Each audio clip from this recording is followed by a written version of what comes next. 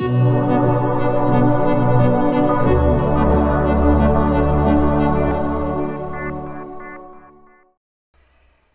and welcome back. I'm Jonathan and we've saved a seat for you, so come on in, have a seat, play with us. This is Settlers of Catan today we're going to be talking about, or Catan as it's called in its current edition. This is a gateway game, and so that means it is the first hobbyist board game that many gamers start with, and it's a great one to introduce people to the hobby of board gaming.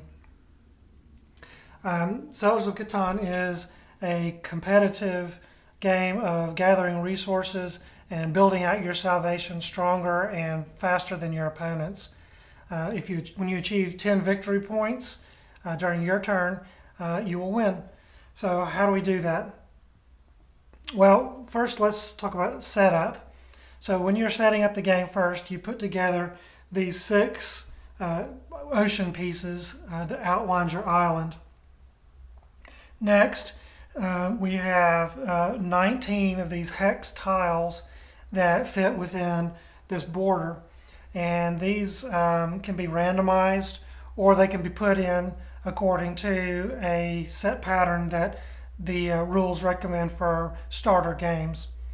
Once you've got the hexes placed in there, then you also place these numbered disc tokens on each of those tiles. Now, these tokens are numbered 2 through 12, and they represent the values that you'll get as you roll a 2-sided dice. And so there's dots underneath each of those numbers, and those dots represent the relative or the number of combinations that the 2 dice can form that number with. So it gives you an idea at a glance of how likely you are to roll a particular number. That can be helpful for deciding where you're going to be placing your settlements.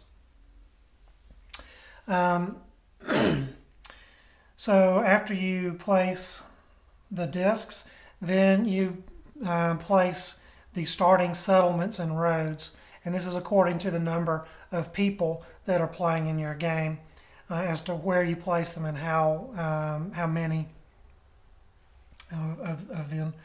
You take then, after you've placed that, your remaining pieces, the roads and the cities and settlements that you haven't placed yet, and then you put it in front of you. And then after that we get 3 resource cards for each of the tiles surrounding the first settlement placed. Finally, the robber token is placed out on the desert. So there's 5 decks of cards, each with a resource printed on them, and each of these decks contains only that resource. So it's not a randomized deck. You just place it to the side face up as a bank. And these 5 resource cards correspond with the different types of hexes that you'll have in the game board. So the wheat corresponds to the fields and plains hex on the board. The wood corresponds with the forest tile. The ore corresponds with the mountain tile. The brick goes with the clay pits, and the sheep go with the pastures. There's also a deck of development cards. Now these are randomized, and they remain in the deck face down, because you'll buy these using resource cards throughout the game and put them secretly in your hand to be played when it's useful. Finally, there are 2 achievement cards that are longest road and largest army. Now these also come with them 2 victory points to whoever's holding them at the time, and these 2 cards will change hands likely many times during the game, and the 2 victory points will move along with them. And then there's also reference cards that each player will have that just tells the resource cost of the things that you can buy, the roads, the settlements, the cities, and the development cards. So you'll want to keep those handy with your extra pieces throughout the game, so we can know what you're going to want to be saving your resources up for.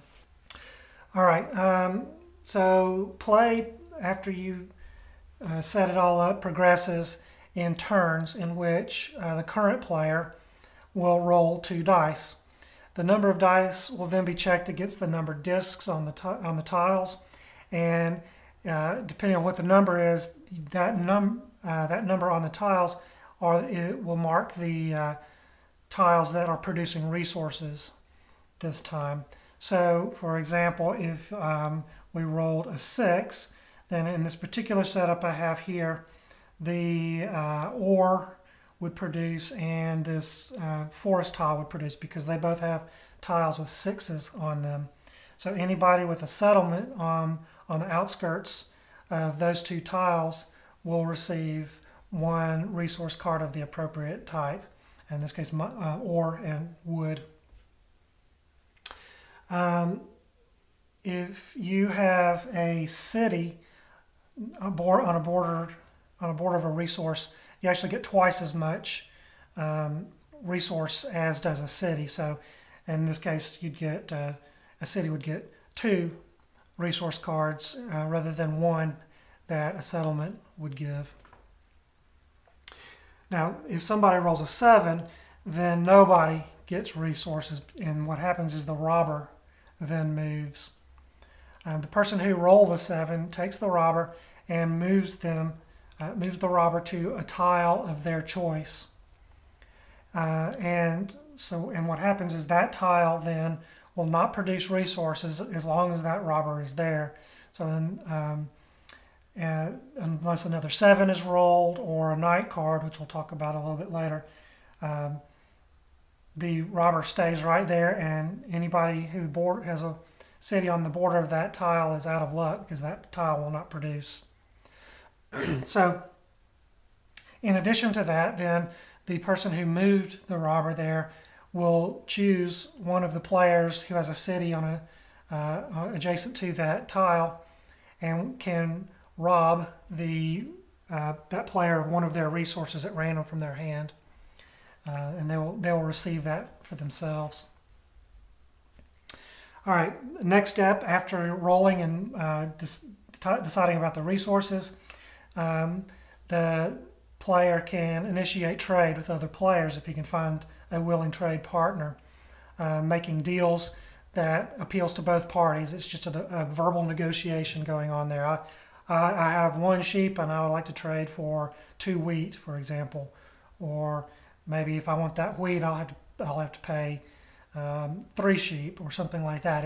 It's a negotiation between the players, and if and when a deal is made that is satisfactory to both sides, then that goes through.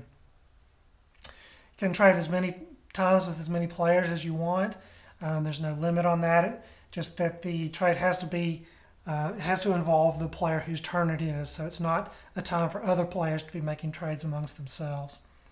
Now, the player can also trade with the bank, but you're not going to likely get as good a deal as with another player, because what you can do is the player can trade in 4 cards of any one resource in exchange for 1 of another type of resource. So that's really a trade of last resort, but if you have just a handful of sheep, then maybe you really would like to have some wood, and you can make that trade if you can't find a player who's willing to do so.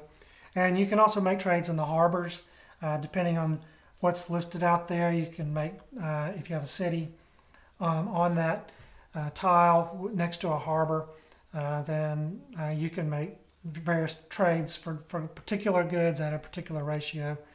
So that can be useful as well. So after the trade phase, then a player can build, and that's whenever they'll reference their card. It tells you how much each of the things that you can build costs. And as a reminder, the things you can build are roads, settlements, cities, and development cards. Each of them has a resource cost that you'll have to pay from your hand to buy the particular thing and place it out on the board, or put it in your hand if in the case of the development cards. So once a player has bought and placed 5 roads consecutively on the board so that they're in a line, unbroken, then that player, the first player to do that, gets to keep the longest road card. And as I said, that's worth 2 victory points.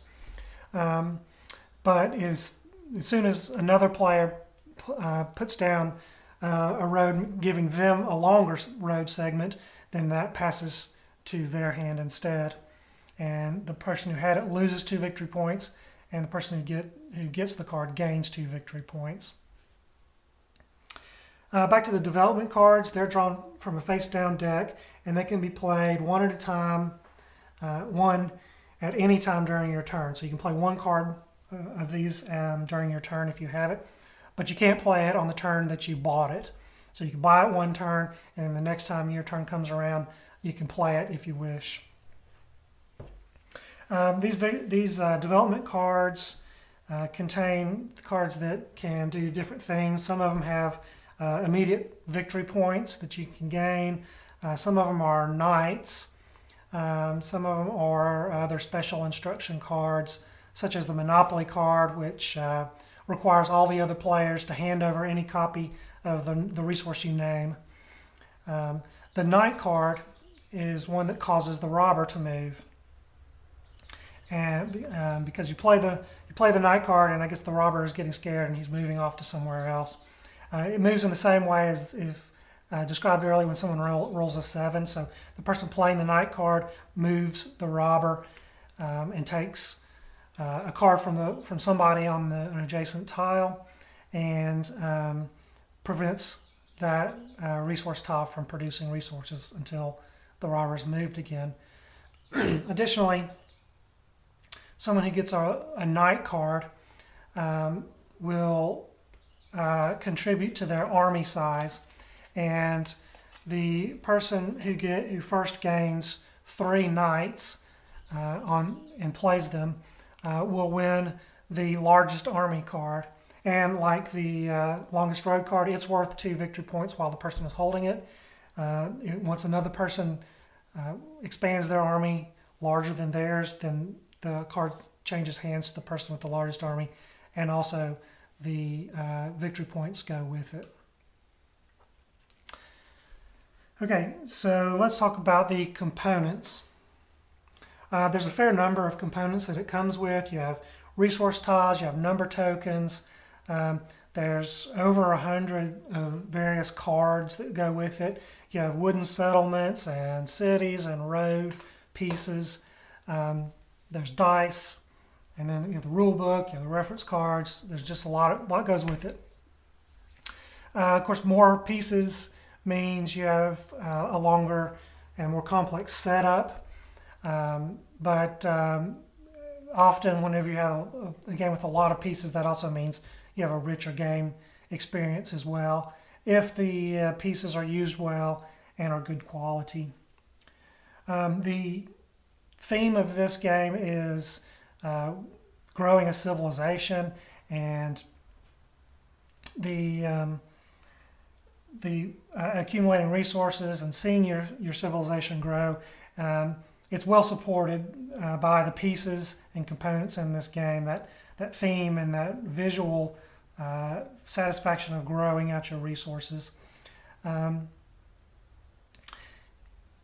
The story, of course, that's being told is Iron Age settlers landing on an island, building and developing, and I really do enjoy the interaction of the theme and the mechanics and the pieces in this game.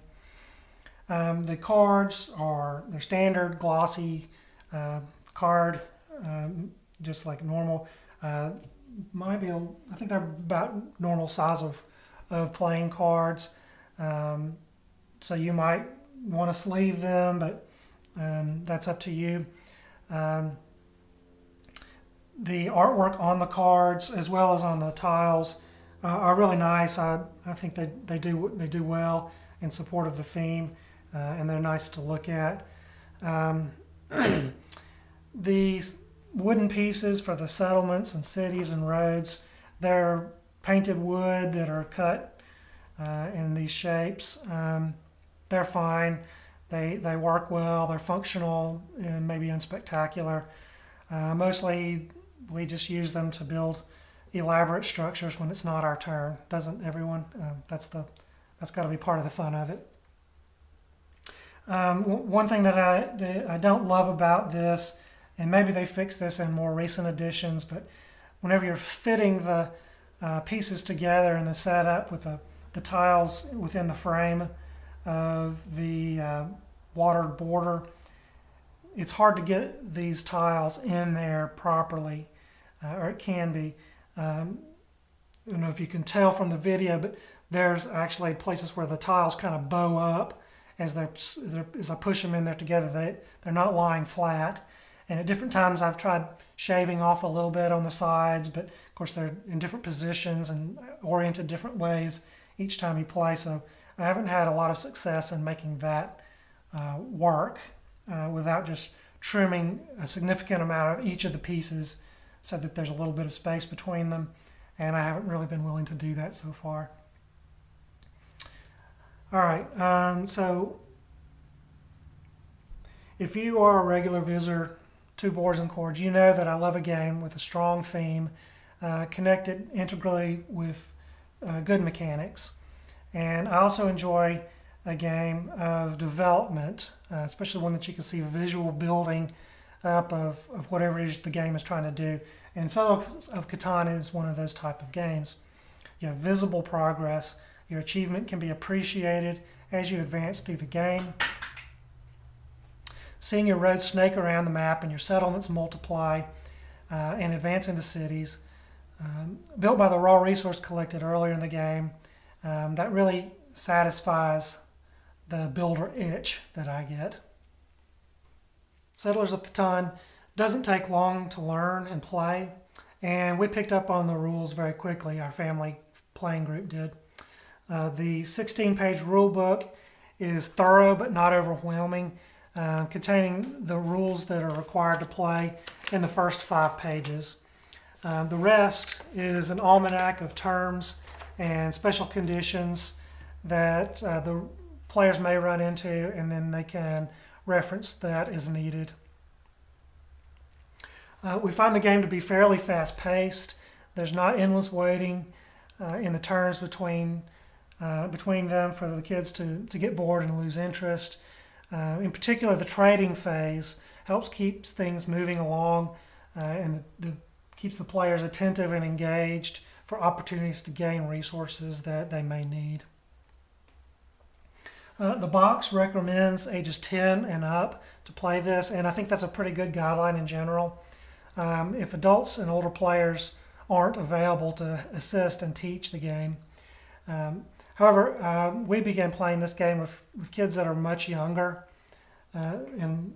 so I'd say that a good experience in this game could even be had for ages 8 and older.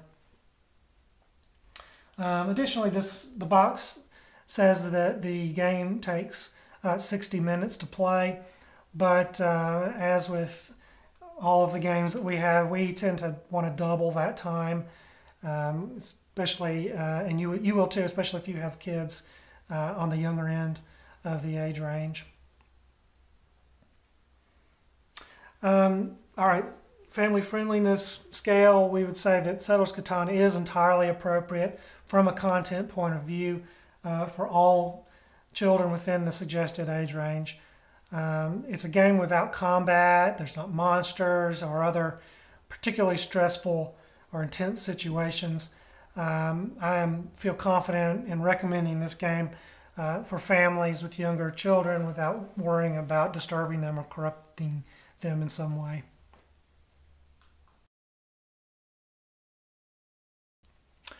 All right, and finally, our strategy tips. Let me just start out with beginner's tips and say you should build settlements. This is part of the game, of course, but sometimes people might overlook it for shooting for development cards or roads. Of course, you'll have to have roads to connect settlements and build them, but focus on building settlements, especially early on. All the buildings, everything that you might want to build in this game requires resources, so you have to have a steady supply available to you. Other players' cities and settlements can prevent you from building where you want to build because you can't build directly adjacent to another city, not one of yours or one of your opponents. So claiming the best spots early can be really good for you, be really helpful, as well as providing many different types of resources for you to draw in during your turns. And the earlier you can get those collected, the faster you can build more settlements and then more roads and more cities and development cards and the other things that, all the things that you might want to buy. I would especially suggest that you try to position your cities where you can get ore and grain, because those will help you upgrade your settlements into cities, and again, it helps you to accumulate more resources quicker. All right, our pro tip then. This was kind of a tricky one, and it's a little bit situational, but if you can pull it off, it's pretty great. And that is, if you cleverly use the Monopoly card, it's a development card, and one of the things that you can do is with that is trade off to all the other players all of your copies of a resource that the other people are coveting, that they want to get, and then use your Monopoly card to pull them all back in. So you'll have all of the cards that you gained from trading it out, and then you get all of those copies of the resource right back in your hand by using the Monopoly card. You won't win much goodwill from the other players by doing that, and you may even be trade embargoed at that point, but it might also win you the game. So that's that's the beginner's tip, and that's the pro tip. And I hope you appreciate the game now and understand it. My final thoughts on it are that I do like this game. I really like the theme and the building of it. That's what I enjoy the most about it, is the visual sense of building up your civilization and tracing your roads across the island and seeing your settlements and cities popping up. It gives a good sense of satisfaction, and I think you will enjoy that as well. So that's going to wrap it up for today in this episode of Boards and Chords.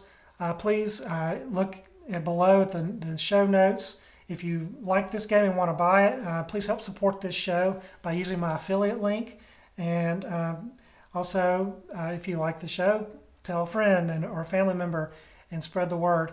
And let's grow this community.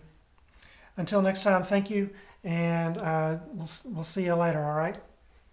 Bye. Thanks for joining us on Boards and Chords. Connect with us on Facebook, Twitter, YouTube, or at our website at boardsandchords.com. We'll see you at the table.